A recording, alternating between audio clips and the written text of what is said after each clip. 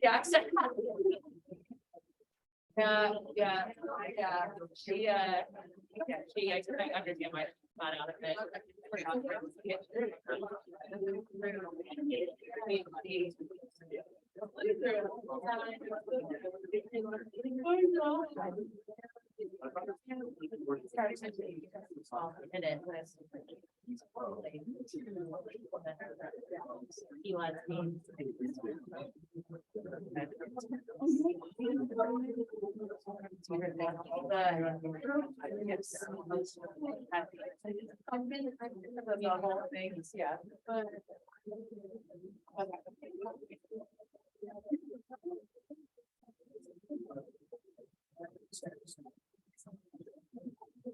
Some points and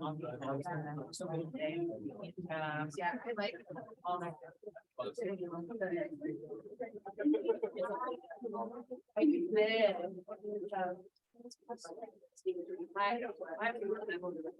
I make a bit like, yeah, I like conversation when I was there, and like, yeah, scared of like kids, but I didn't think a lot of questions, and I had them back to them. I gave up on practically, so it's like, oh, really, you're now, but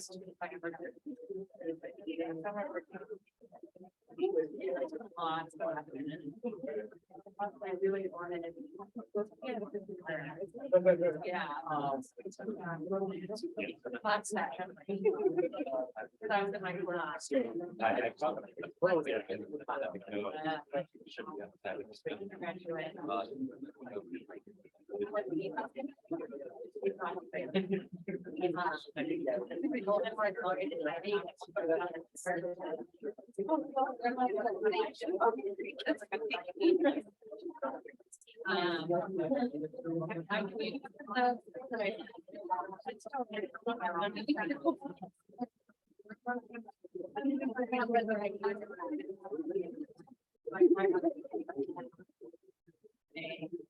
That's not.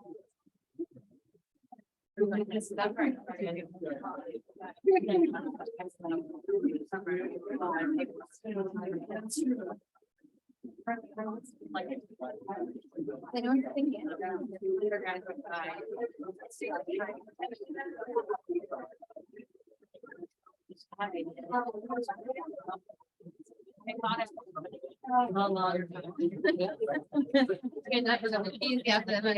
All right, good afternoon, everybody.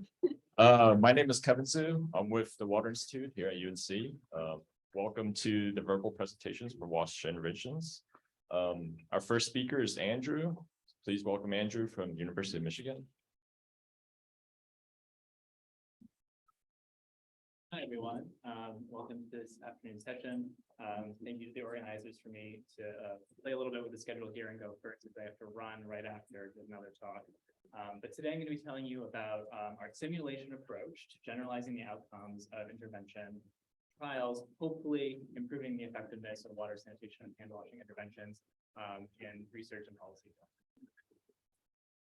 So we know that wash interventions work, but several, and say many recent large-scale randomized control trials have had modest to null results. And a lot of what I'm going to do today is going to use WASH Benefits Bangladesh as an example. So in WASH Benefits Bangladesh, they found no significant difference between the water intervention, which is chlorination, and the control arm. Only a modest reduction in diarrheal prevalence in the sanitation and hand washing arms, and no obvious complementarity between the water sanitation hygiene interventions alone and those interventions combined. And so this and several other trials have led the field to pause to try to understand and hypothesize why, even though we know that these interventions can work, why we're not seeing that in randomized control trials. And so as I go through some of the hypotheses, I want you to think about what you think the sort of correct answer is to why are the randomized control trials not seeing the effects that we expect. So the first possibility is efficacy. So the interventions just don't work. Maybe it's that the interventions are not getting to the households and the individuals, and that they're not using adherence and fidelity. Or is it that these trials are only covering, including a certain fraction of the population, and there's too much transmission from the people who are not covered by the trial, to people who are covered by the trial, and we call that community coverage. Or is it completeness? There's too much transmission through routes that are not intervened on in our watched interventions. So maybe that's animals, maybe that's food, maybe there are other pathways, and that there's too much transmission along these pathways to that you know, even if we're having a reduction along water or hands and fomites, it's not enough. Is it the baseline watch conditions are already high enough in these locations that the interventions themselves are not a meaningful improvement? Or perhaps the baseline disease conditions are either too little or too much to see a significant improvement. And so these hypotheses are all, you know, reasonably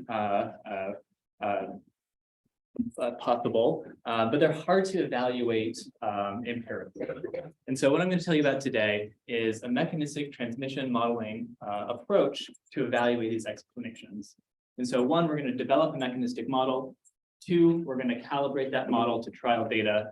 And then three, we're going to estimate what the trial results would have been in an alternate scenario. I'm going to call it counterfactual.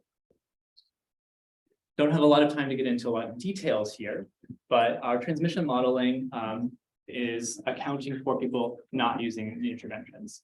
So up top, we have people that are not covered by the trial. We have no data on, but are still existing in reality. They can be susceptible to diarrheal disease. Maybe they're infected and they're going back and forth. They have regular exposure. In the intervention arms, we're attenuating their exposure, but they still can be susceptible or infectious. These two groups interact through a shared environment. And so infectious people are shedding pathogens into that environment, and susceptible people are picking them up and becoming infected. But it's not just one shared environment. There are multiple shared environments, different shared pathways, perhaps water, perhaps hand and fomites, perhaps many others. Think of our F diagram. We also need to account for adherence and fidelity and baseline watch conditions. This is another example from Watch Benefits Bangladesh, where I'm looking at the fraction of households with latrine grade, intervention grade latrine. We can see that it's about 25 to 30% of the households already had sort of comparable wash conditions in terms of the latrine intervention. And then we see a huge spike in fidelity and adherence. So people are actually receiving and using the latrines in the intervention arms. So for those of you who thought it was fidelity inherent and adherence, that's not going to be true for Watch Benefits Bangladesh because we have a lot of fidelity and adherence. And so what we need to do is think about how our mechanistic parameters are coming together to create prevalence estimates for the community. So our parameters are first community coverage. So that's the fraction of the population that is covered by the study. Two, the strengths of each of the transmission pathways.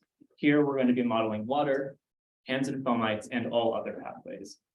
And finally, the efficacy of the interventions. So the efficacy of chlorine for reducing transmission from the water pathway, sanitation, reducing shedding into the water pathway, hygiene, reducing transmission from the hands and fomite pathway, and nutrition, which we're not going to talk a lot about, but we did look at reducing transmission from all pathways by reducing susceptibility.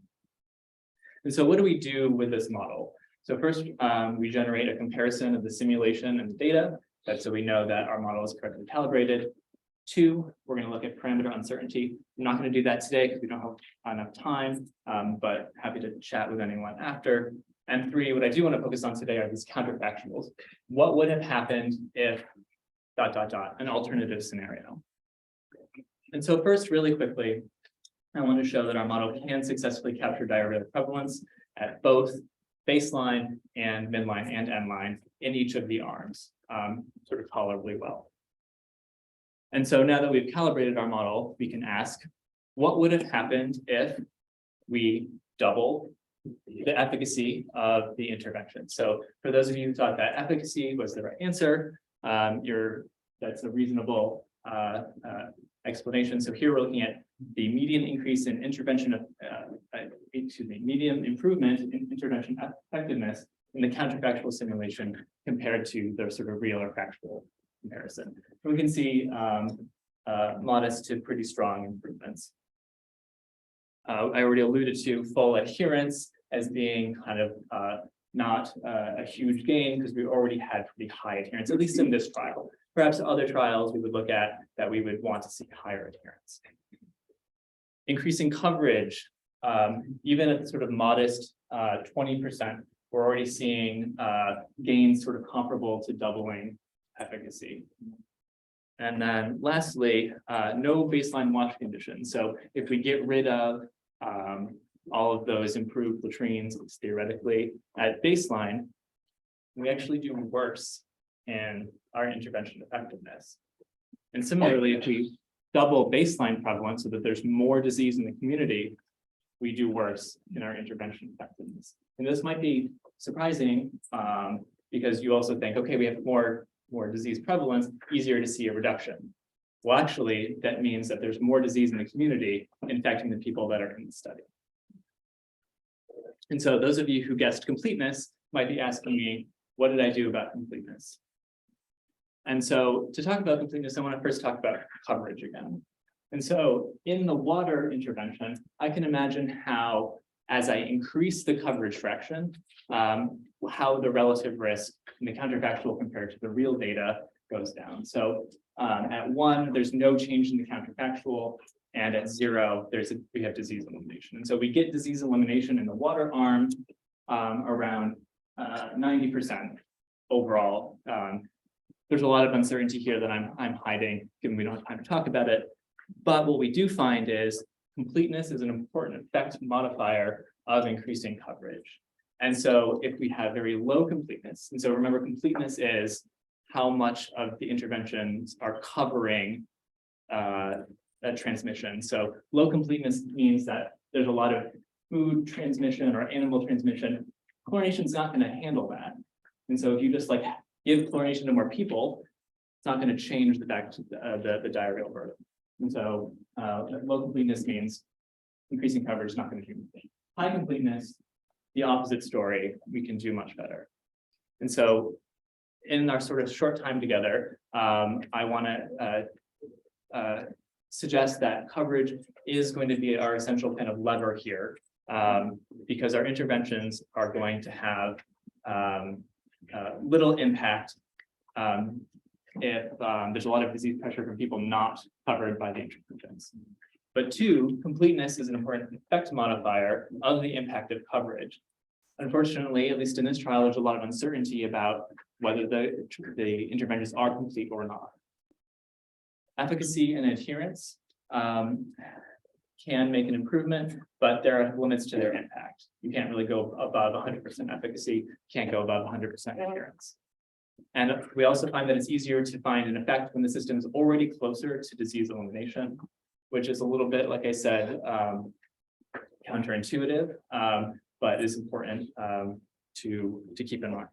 And so what this work suggests is that we would want to address these factors in the following order. First, we want to make sure that our interventions are complete or more complete, because without completeness, the interventions aren't really doing anything. And so we need to better understand the relevance of both the WASH and transmission pathways not traditionally covered by WASH. Finally, next, if we have completeness, we can use coverage to ramp up the effect on the community to move towards disease elimination. And then finally, efficacy, failure, and adherence will have fairly limited impact if you don't have high coverage to begin with. And so big picture takeaways are transmission models can generalize relative risks to other contexts. And so I want to advocate for incorporating models into trial designs which has not sort of traditionally been partners from the start. And hopefully in the future, we'll be able to use these models to determine how effective interventions may be in local contexts and be able to say, okay, this is what Watch Benefits Bangladesh found. What if we were to do that same trial in Haiti, except that we got 40% coverage in a community? And so our results also support community level intervention seeking to achieve herd protection and evaluation of the strength of transmission pathways, including those not traditionally covered by WASH. So thank you so much. I want to acknowledge the team that I work with and our larger set of collaborators, as well as our funding from the Bill and Melinda Gates Foundation. So thank you. For those of you who have questions, just raise your hand. I'll come right into you. Thanks very much. This is really great. I was hoping you could just a little bit open up the black box on completeness, or sorry, no, on coverage. Like, are you exploiting like baseline differences, sort of like take up differences across clusters? How does that work? Yeah, great. So completeness is actually a model parameter, and so we're estimating it. And making sure that it seems kind of reasonable. Ideally, we would like to have a community census, and some trials do have that. Watch Benefits Bangladesh does not. And so we're treating it as an unknown to solve for, essentially, to calibrate. Happy to chat more after.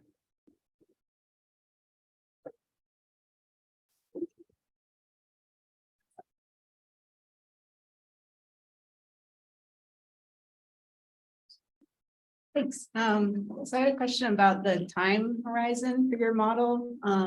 When was the intervention assessed, and does it have any indication for 5 or 10 years, 20 years down the line? Yeah, great question. So our model fits to steady state, and so we're assuming Watch Benefits Bangladesh baseline year 0, midline year 1. And line year 2. And so we're thinking about any transient effects kind of having resolved themselves by the time between the interventions being implemented and the time that we model the data. And so we're thinking about this as being steady state. We can't really take into account, I mean, if you want to like estimate how things are going to change in the future in terms of baseline wash conditions, we could model that. But this is sort of thinking if you want to think sort of toward the future, we can say, what is the alternative scenario that we want to model as a different context, similar to a different location with a different disease burden or different coverage? Thanks. Do one more question.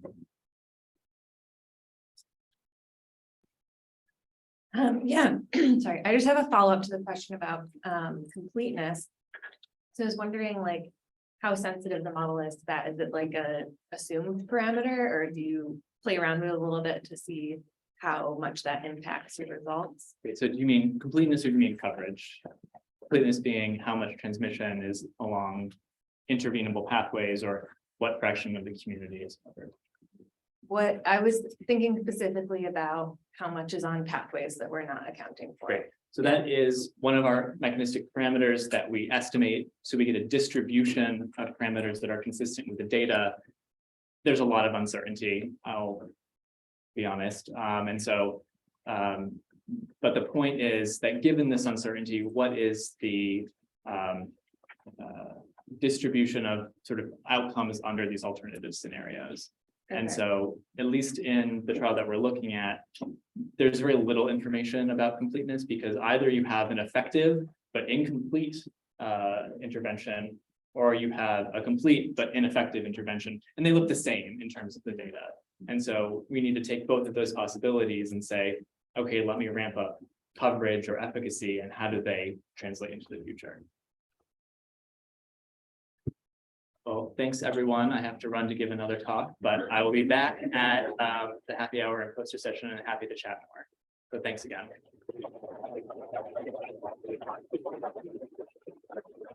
Thank you, Andrew. Please welcome Sydney from World Vision.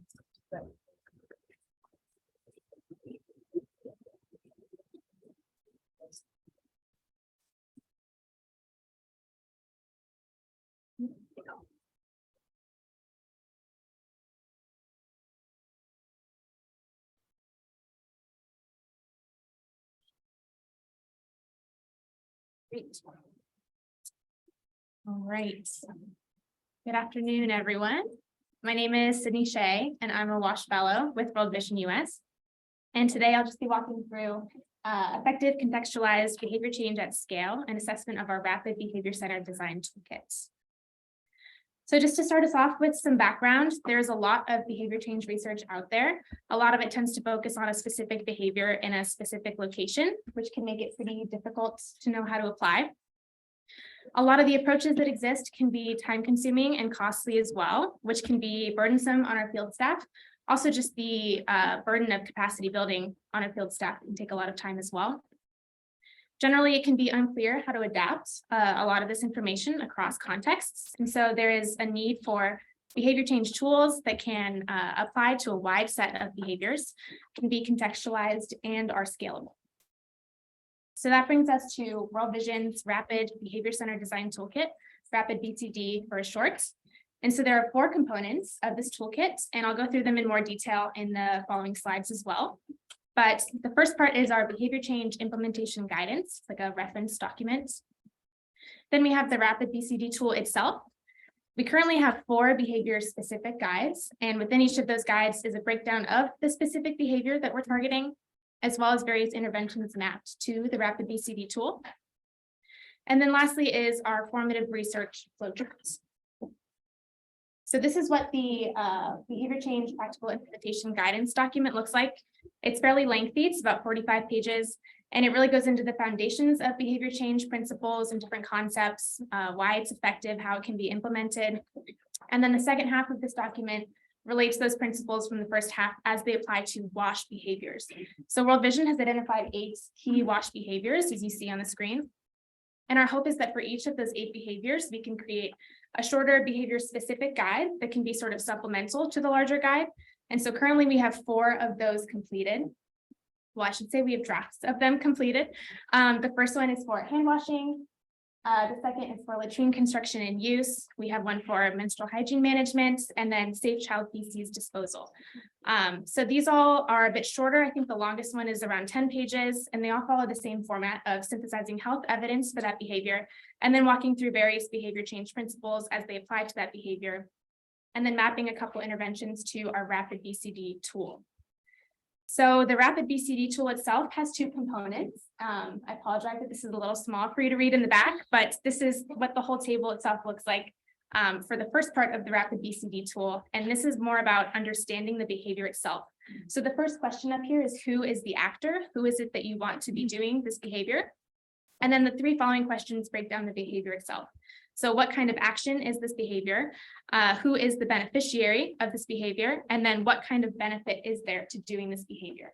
And next to each of these questions, it says choose one, and that's referring to the orange text, which is even tinier for you in the back. So just to read out the first one for what kind of action is it, it gives you the option of, is it individual or collective?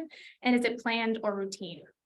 And so we found that these descriptors for behaviors can be pretty static across contexts. And so in the behavior specific guides, we've actually pre-filled out this table for the behavior. So if a field office wants to target hand washing, they can open up the hand washing behavior specific guide. And in addition to reading some of the health evidence, kind of a brief literature review at the beginning, they can see this table already filled out describing that behavior in detail. The second part of the Rapid BCD tool is what you see on the screen here. It's these kind of 3 different domains, and this is more on the intervention side of addressing that behavior. So how can an intervention be used to, number 1, grab attention, number 2, cause revaluation, make people value that behavior more, and number 3, facilitate the performance of that behavior. So this screen grab is just from the general behavior change reference guide, but in the behavior specific guides, we've actually taken 3 to 5 common interventions or interventions that World Vision has used, and then mapped those out across these 3 domains already. So if a field office isn't sure which intervention they want to use, or they just want to compare interventions, they can open the behavior specific guide and then see examples that we've already put in there about how different interventions can be used to either grab the attention of the people that you're targeting, cause them to revalue that behavior, and then facilitate the performance of that behavior. The last part of our toolkit is this formative research flowchart. You are not meant to understand these words. They are very, very tiny, but this is just, this tool is more so in development at the moment, but this is just to give kind of an overview of the way that the tool looks. And so the first question here is just, do you have a good understanding of the target behavior? And so if you answer yes or no, you can follow through a series of other yes or no questions, and then we'll give you a suggested type of formative research to do. And this really came about because a couple of our field offices knew they needed to do formative research, but there were too many options for them to choose from. They weren't really sure which one would be best suited for the behavior they were targeting or their context that they were in. And so that's what this tool tries to address. So now that I've introduced the toolkit as a whole in the 4 parts, I'm just going to walk through what we decided to do with this toolkit and how we kind of piloted it to gather feedback from a couple of our offices. So we piloted all of these tools in an interactive 2-hour workshop format that targeted national office and field office staff. We then walked through practical examples. So if you remember the 3 domains that were just on the screen for grab attention, cause evaluation, and facilitate performance, the staff that were in these workshops would take a blank template of that and then fill it out themselves for a chosen behavior and a chosen intervention. We then collected those filled out rapid BCD tools. In total, we collected 11 and analyzed them to see how contextualized they were. And then we conducted qualitative interviews to understand the benefits and the challenges of the workshop and the toolkit as a whole. So we had kind of 2 main objectives with this process. We really wanted to, number one, understand how well does this toolkit work across different behaviors? How can it be applied to different types of WASH behaviors? And then number 2, if we go through a workshop for the same behavior, how well can different countries contextualize it? And so these are the workshops that we conducted. There were 7 in total. Each had between 8 and 20 individuals attend. And so the first 3 countries here, Indonesia, Sudan, and El Salvador, they chose their own behavior to walk through in the workshop. And then the final 4, Kenya, Zimbabwe, Honduras, and Guatemala, each went through a workshop for the same behavior, which was menstrual hygiene management. And that's because those 4 countries are actually all part of a shared 3-year program at World Vision addressing women's empowerment. And so they walked through the same behavior as it addressed that program. So just to discuss how these workshops worked for the different behaviors, because each country had a slightly different purpose. Within Indonesia, they wanted to identify key questions for formative research and focus group discussions. That's actually now been completed. And we got a really key piece of feedback from our Indonesia staff. And they told us that the field staff were a bit confused about which formative research approach to choose in their context. And that is actually one of the main pieces of feedback that led us to create the formative research flowchart. That was not originally part of our toolkit, but really starting with Indonesia and popping up with some other countries as well, we saw that that was a need. And so through our iterative process and refining this toolkit, we decided to include that as well. In Sudan, the purpose of their workshop was to craft messages and lessons incorporating behavior change into a community health promotion program. And the feedback that we received from them was that it was fairly easy to apply a lot of these concepts to other behaviors. And so not at our request, they filled out these tools for 4 additional behaviors, which was really great to see. And so they said that they were able to take a lot of the concepts they learned in this workshop. And since they knew they would be addressing more behaviors through their program, they were able to fill out templates on their own using the same concepts. And then lastly, in El Salvador, the purpose of their workshop was to identify target behaviors related to WASH in schools. And they really viewed this as a good capacity building opportunity to support their Ministry of Health, since their Ministry of Health had recently said that they wanted to prioritize behavior change, especially as it applied to latrine use. And so they were appreciative of the opportunity to build their capacity for this to better support their Ministry of Health. So the workshops for the same behavior, as I mentioned, were these 4 countries. They all received a workshop for menstrual hygiene management. And I included a couple of our screenshots from our Zoom workshops, which I'm sure we're all very familiar with at this point. We did get to do one in person in Zimbabwe, but the rest were over Zoom. And so in Kenya, the staff that attended this workshop were fairly newly hired staff. And so they were not as familiar with MHM interventions. A lot of them had engineering backgrounds, and they brainstormed general WASH in schools approaches in one specific community they would be working in. In Zimbabwe, on the flip side, they had very experienced staff in this sector. Some had 10 to 20 plus years of experience in the WASH sector, and they looked at both community engagement and adolescents in school. So they actually filled out 2 different templates for the same behavior, but 2 target populations. In Honduras, the staff that attended this workshop largely had an education background, and they narrowed in on adolescent health methodologies in schools that targeted both boys and girls. And then in Guatemala, they also had newly hired staff but from a variety of different backgrounds. So some had WASH experience, some were in livelihoods, education, et cetera. And they looked generally at school children and families of school children regarding MHM education.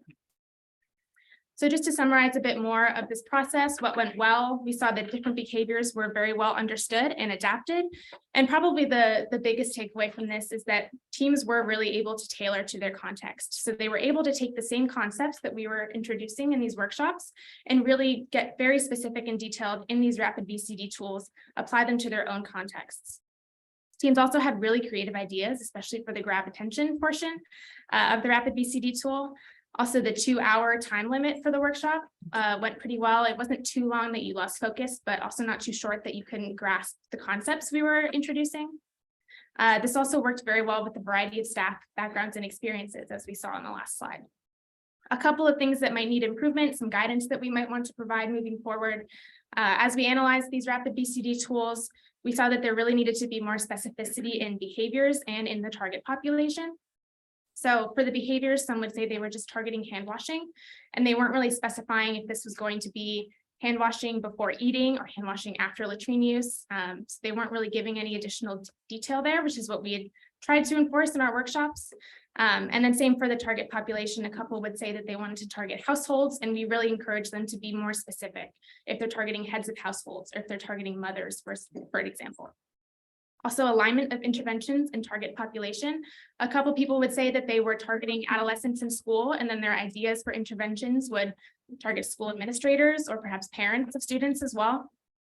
And then lastly, clarity in what kind of formative research to choose. And like I mentioned, we're already starting to address that with the formative research flowchart. So some conclusions as well as a few next steps for this. We're going to continue to follow up with offices implementing behavior change and refine the existing guides that we have. We hope to expand to more countries as well and more regions. Finish the guides for the last of the 4 behaviors of the 8 that I mentioned at the beginning. Make specific guides public and translate them. So they're not public yet and they're currently only in English, but we're hoping to at least get them into Spanish, maybe some other languages that our offices request. And then finalize the formative research tool as well. And then I have a QR code here up on the screen. This is for the behavior change practical implementation guide. That's the larger 45-page guide. That one is public, so feel free to scan this, save it for your own. And as always, if you have questions, I'm happy to answer as well. But I will end it there.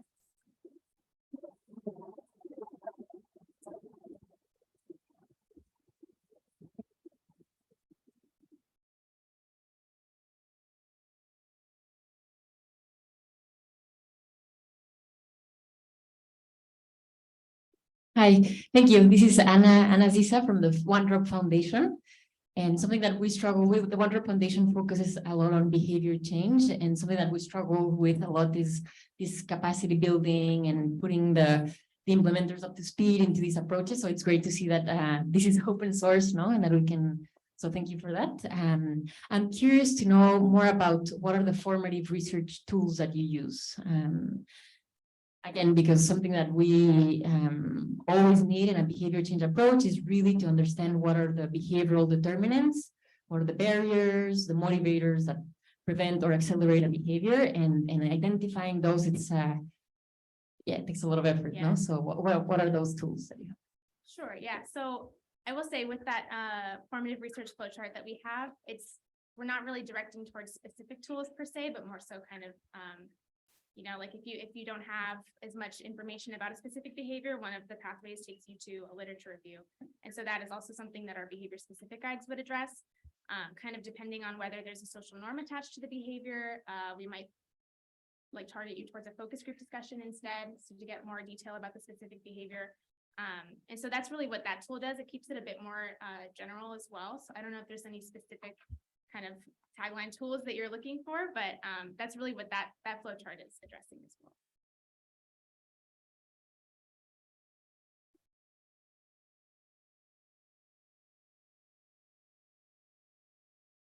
Thank you so much. Really clear presentation and great guidance. Oftentimes, we think about the behaviors as the beneficial things we want, but there's also de-implementation of behaviors we don't want. And if you want people to eat healthy, they have to eat good food, but also stop eating bad food. in sanitation, we want people to use latrines, but also stop not using latrines. And there's lots of examples, but we often ignore the de-implementation. Is that something that you thought about in this guide? Because oftentimes they're not overcoming the positive aspects of the behaviors that are quote unquote not healthy. Mhm. Yeah, so I will say that there are, something that we address in the larger guide are these things called natural wash motives, and some of those include disgust or comfort, nurture, affiliation, things like that. And so in that instance where maybe we're trying to stop open defecation, one of the methods it walks through is attaching a natural wash motive to that action. So maybe associating it with disgust or discomfort or something. And that would be something that walks through in the guide. Yeah, do you have a Can I follow-up? just clarify? Yeah, There are yeah. Positive aspects to the behaviors that we are trying to implement. And so it's not just about saying this is bad, but actually understanding what it is that you want to de-implement of the bad behavior. Yeah, no, that's a good question. I think, so the behavior specific guide, I will say, at least in the first part of it, excuse me, not the behavior specific guide, but the implementation guide. The first half really goes into just the details of behavior change, not as it applies to WASH, but more generally speaking. And so I think there's a lot of principles from that guide that can be drawn upon as well, regardless of what the behaviors are. But then in the last half of it, as it relates to WASH, we do kind of go through the specific behaviors as well. And so in your example as well, whether it be latrine use or ending open defecation, we do give some examples there of how behavior change principles can be used to address either the continuation of a good behavior or understanding the complexities of why stopping a behavior might be overall positive, but there could be some potential drawbacks in the interim. If we can do one more question. We'll move on.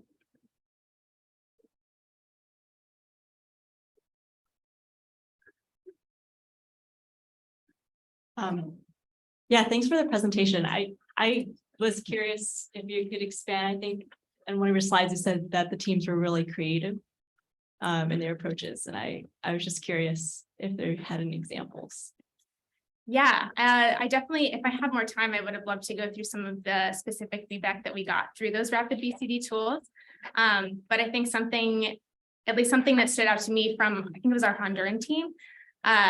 They had brainstormed a couple ideas about MHM. That was the workshop that we went through. And they were taking the natural wash motives that I mentioned. They were brainstorming ideas of how to attach a natural wash motive as a way of grabbing attention. And so they took the motive of discomfort and had an idea of what if we had the men in the school walk around with a red stain on their pants to kind of simulate the feeling of discomfort. So that was one creative idea that I recall. I hope they follow through on that. That would be very interesting to see. But yeah, they got really creative with their ideas through this process. So that was really great to see. All right, thank you very much.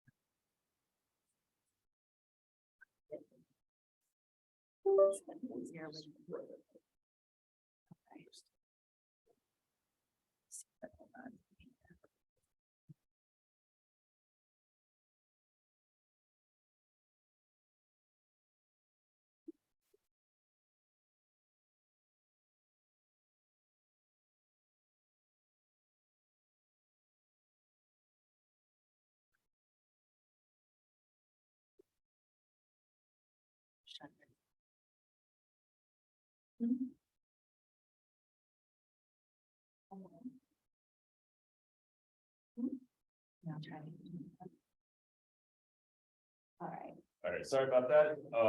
Please welcome Sydney from Emory University.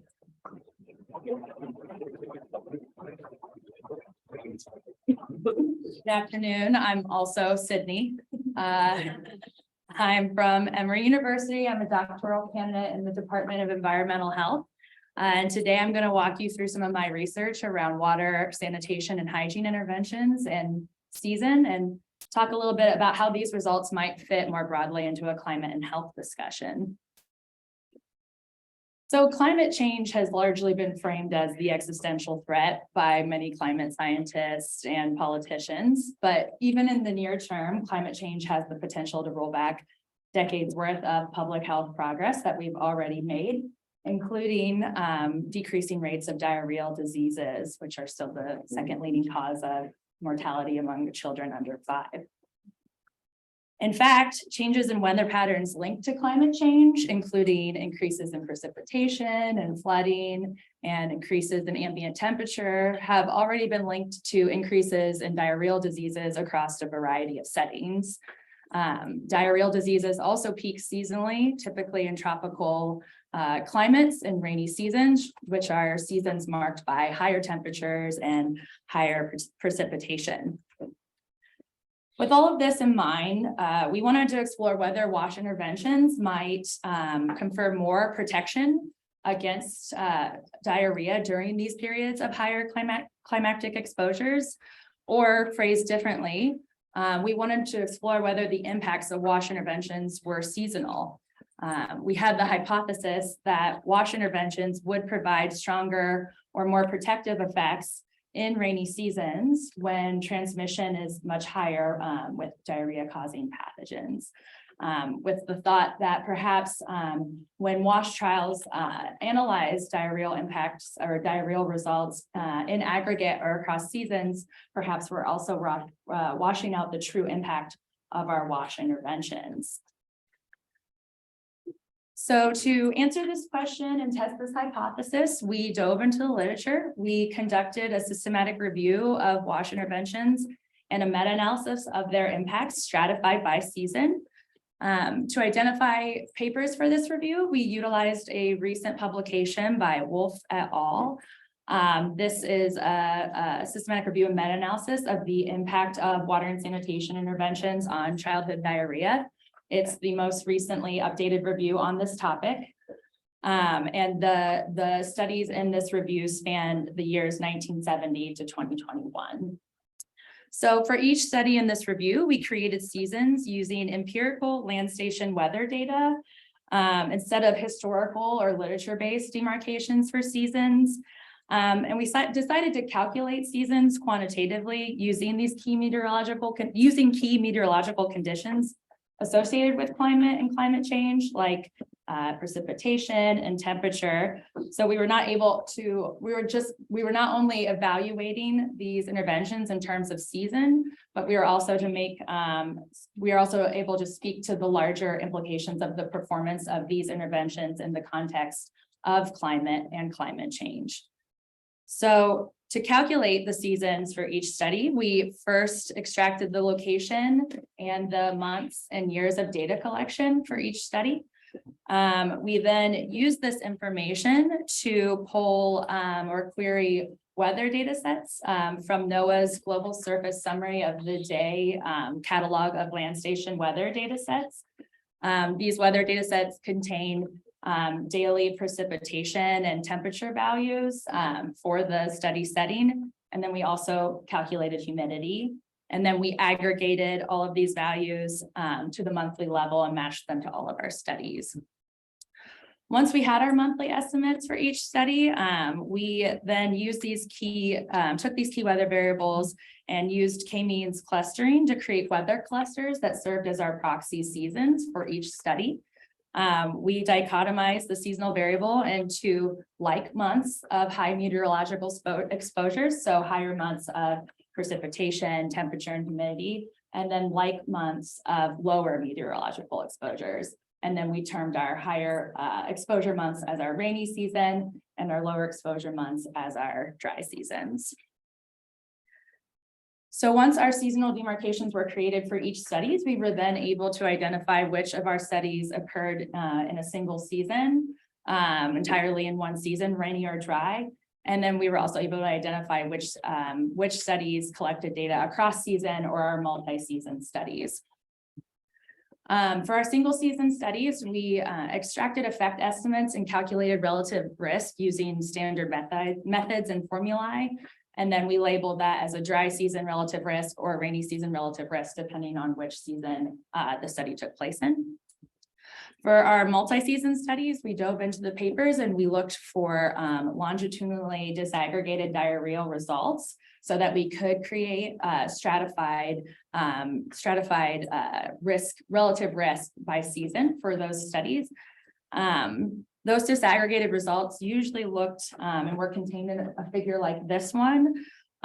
We would then extract the point estimates from these figures using a plot digitizer and use that to create a rainy season estimate and a dry season estimate for each one of our multi-season studies. When these kind of results weren't presented in our multi-season studies, we contacted authors for raw data. So overall, in the Wolf et al. Review, there were 124 WASH intervention studies.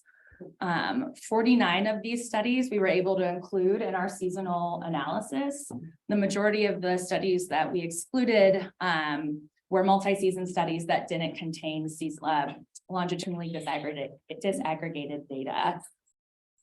Of these 49 studies, contain 33 water intervention estimates, 8 sanitation intervention estimates, and 14 hygiene intervention estimates. And of these 49 studies, 20 of these studies occurred entirely in one season, and the majority of those single season studies were in the dry season. The remaining 29 studies were multi-season studies, and we were able to calculate a rainy season relative risk and a dry season relative risk for those studies. So then we moved to conduct some meta-analyses. We first conducted a random effects meta-analysis of the pooled impact of all of our included WASH intervention studies on diarrheal morbidity, and found that the studies included in this review decreased the risk of diarrhea by 26%. We then stratified our estimates by season and found that WASH interventions in rainy seasons decreased the risk of diarrhea by 14%, while in dry seasons, WASH interventions decreased the risk of diarrhea by 33%, actually. So that means on average, WASH interventions were 19% more protective in dry seasons compared to rainy seasons in this analysis. We also did sub-analyses of, by type of water intervention, by type of WASH intervention, and found that these same trends held. So among the water interventions, they were significantly more protective in dry seasons compared to rainy seasons. The same with hygiene interventions, they were significantly more protective in dry seasons. And with the sanitation interventions, there were few sanitation estimates in this review, and they were very close to the null and even when stratified across seasons. There was significant heterogeneity of effect across all included studies in both the dry and rainy season. However, the dry season estimates were more consistent with tighter confidence intervals. And you'll see that approximately 80% of the dry season estimates were protective, indicated by a relative risk to the left of that dark null vertical line. While there was more spread among the rainy season estimates and wider confidence intervals, and you'll see that 65% of the rainy season estimates were protective, with the remaining 35% null or unprotective. So we were initially a little surprised by these results. As you recall, we hypothesized that we would elucidate more of a protective effect when we isolated these interventions in the rainy seasons, just because of the higher transmission in the rainy seasons. But obviously, as I've been saying, we found that there was a stronger protective effect of these WASH interventions in dry seasons when climactic pressures are lower. We have a few hypotheses for this, and I think it does make sense. you know, and like I said, there are higher infection pressures in the rainy seasons, which just means it's going to be more difficult to interrupt transmission of diarrhea causing pathogens in these seasons.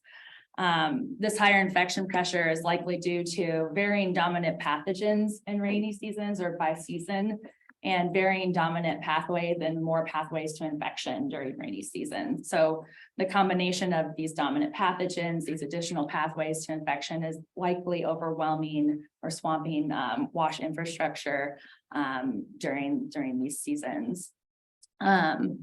Another hypothesis we have has to do with the resilience or climate resilience of wash interventions and hardware themselves.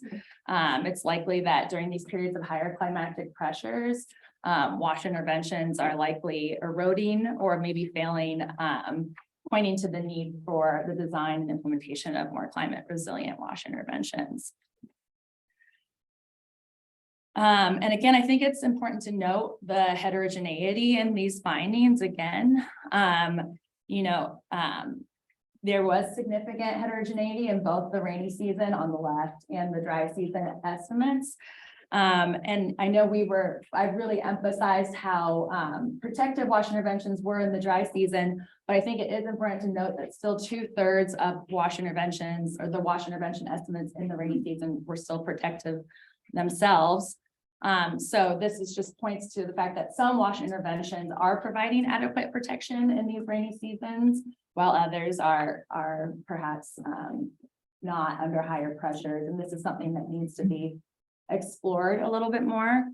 But again, with the majority of our estimates being protective in the dry season, I think it's also important to point out that wash interventions are likely performing better than originally estimated under ideal conditions or lower climatic pressures. So some of them are doing much better than we originally estimated when we disaggregate by season.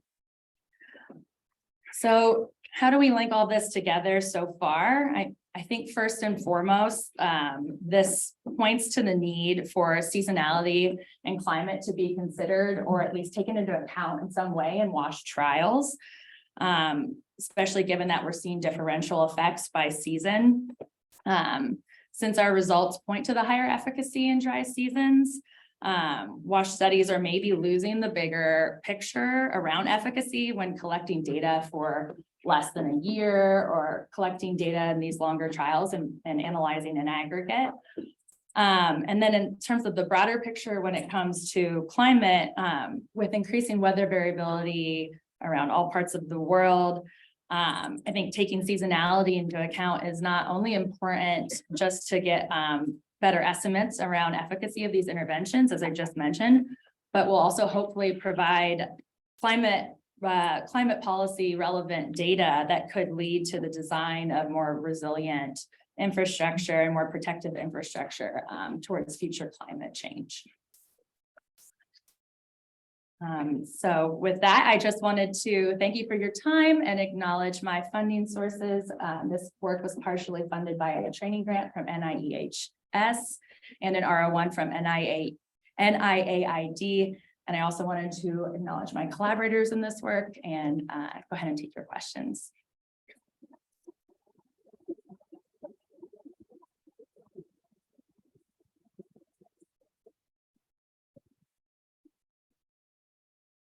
Hi, I'll stand up. Thanks so much for your presentation. Yeah. I was just curious because climate change is also changing what is dry and what is rainy, especially during the time period of your study. So are there like studies in the same country, say one in 1980 and one in like 2010, where you could compare how the seasons change themselves and look at the impacts through these things? I know the sample is pretty small, but just trying to consider the climate angle of how it's actually changing what's rainy and what's dry over time. Totally. That's a good point. And like especially with the range of years being so wide on this work, and there are a lot of contexts that have had multiple studies conducted there. So I think that's definitely, we haven't looked at that, but that's definitely something I can dive back into. That's a good point.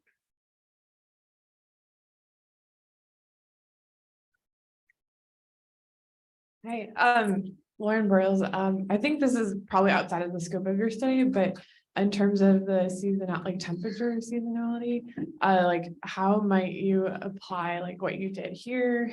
And like looking at that kind of seasonality where like you have like freezing temperatures versus like above freezing and how that, I don't know, like wash intervention in that situation. And then second question is, did you disaggregate by like wash intervention type and if that like yeah, the influence the rainy dry results that you had?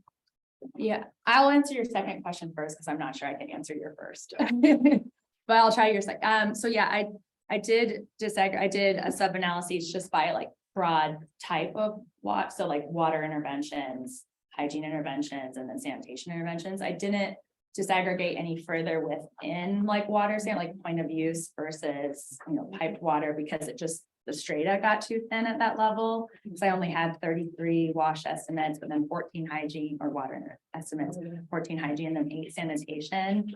But I will say just among like the water and the hygiene estimates, I did find that the hygiene estimates were the most protective in the rainy season out of all, like compared to water and sanitation interventions. Even though that same trend still held where they were more protective and dry, the hygiene still had like the highest. Yeah, and could you ask your temperature question again? Yeah, like for example, in a part of the world where seasonality like might be dominated, or like they might have like a winter versus a summer, like that kind of thing, and how that like that seasonality where you're like in this case you're looking in largely at like rainy versus dry, like yeah, I kind of like, I see what you're saying. I think I kind of like imposed like rainy versus dry seasons across all settings. I did do a sensitivity analysis where I analyzed just the tropical climate settings, just because those are the ones that actually have more of the pronounced rainy versus dry, just to see if the same trends held if I dropped the subtropical and temperate zones, and the same trends held. But I haven't really like explored just by like temperature or anything like that. I've still definitely looked at it by temperature, precipitation, humidity. Yeah. We can talk more after. Sure. I'm not getting your question. Yeah. Thanks for that. That's really interesting. I was wondering if, because one of the issues with the dry season is, of course, that sometimes the water runs out. And so I wonder whether that came across in any studies, and if it would be possible to extend the analysis a bit, maybe look at how far into the dry season some of these studies look at, are they kind of bunched at the start of the dry season when water is abundant, but systems more likely to work, you don't have the pressure for the wet season, there is the water, as opposed to later in the dry season when water scarcity is going to be more of a pressure. Yeah, and I didn't look too much at that, like where in the dry season they said, I could dive into it, but I do think it was interesting that of the single season studies, most of them were in the dry, just I think from like a programmatic standpoint, like that was the best time to do a wash intervention study. So yeah.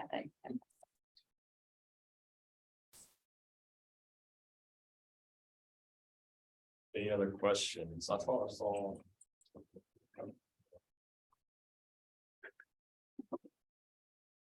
Okay, well. Thanks so much.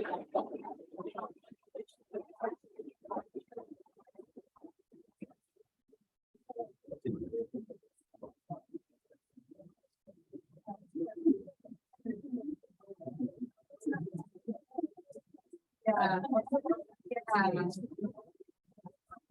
Like yeah.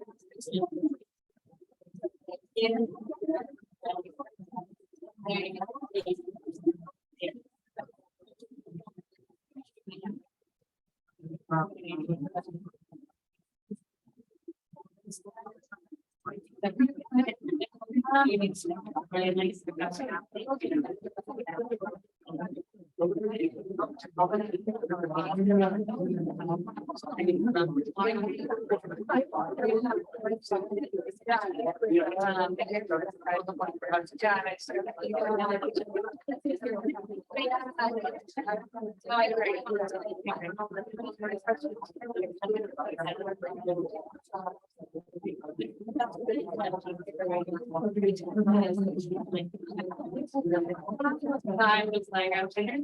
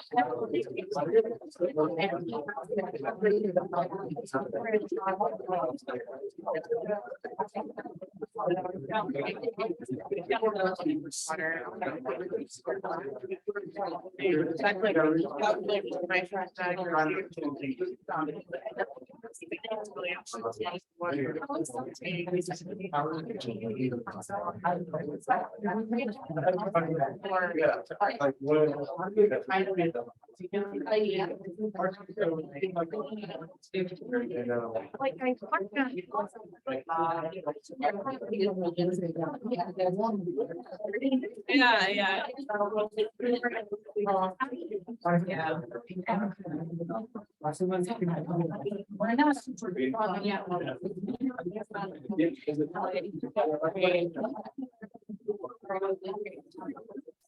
Very.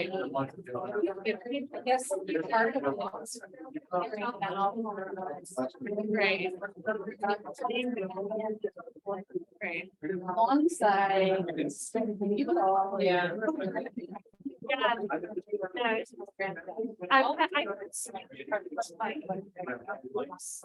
You know, that's because I have to do because they happen.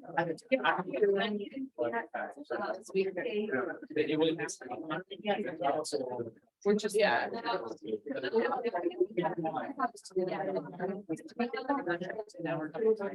Yeah. Yeah. There probably makes sense where. Yeah. Yeah. Yeah. Right. Well, I can't look for it. It's my. And I'm so. Yes. Yeah.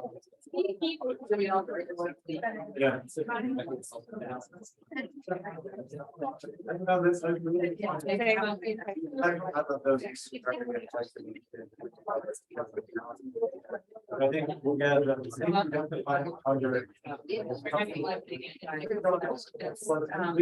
you know, we need, you're gonna, you know, yeah, I agree. You know,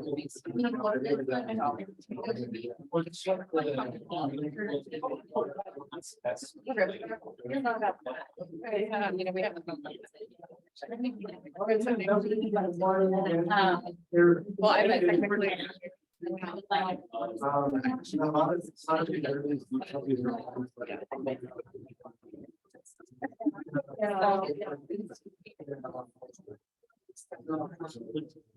Yeah.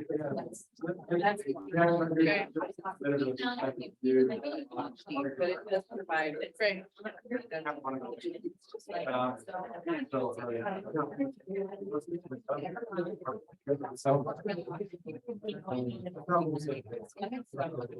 Yeah.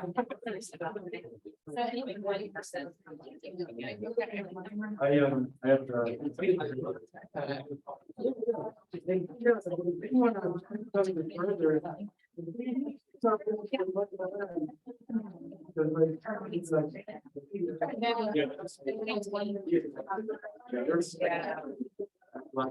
Yeah.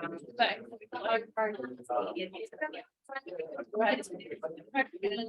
I don't. One we need to cover. Do what some of these ideas. Yeah. Yeah.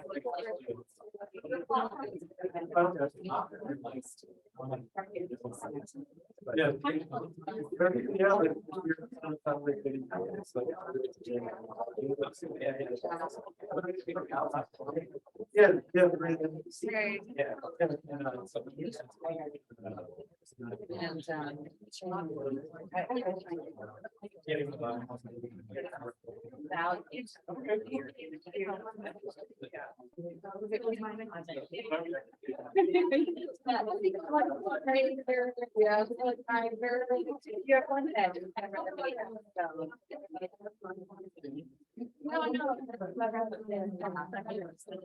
Yeah, so, yeah, so finally try and.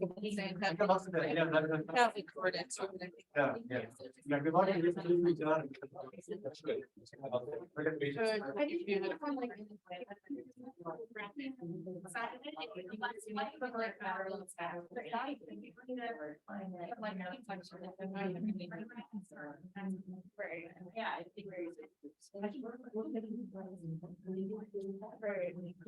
That's great. Yeah, great. Right. Yeah. So I like national staff and staff in the field sector. I'm referring to. So it's really been results that are based on. They need to just have like. The national offices. Then also. More of the reps.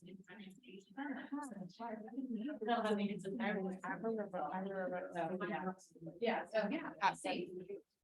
Yeah, thanks for. I guess. Sorry, but thank you.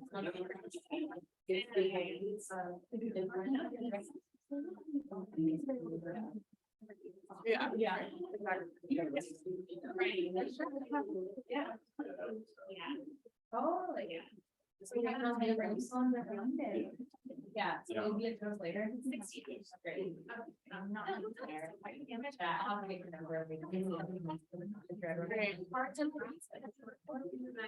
Yeah. Like, I'm like this writer and again.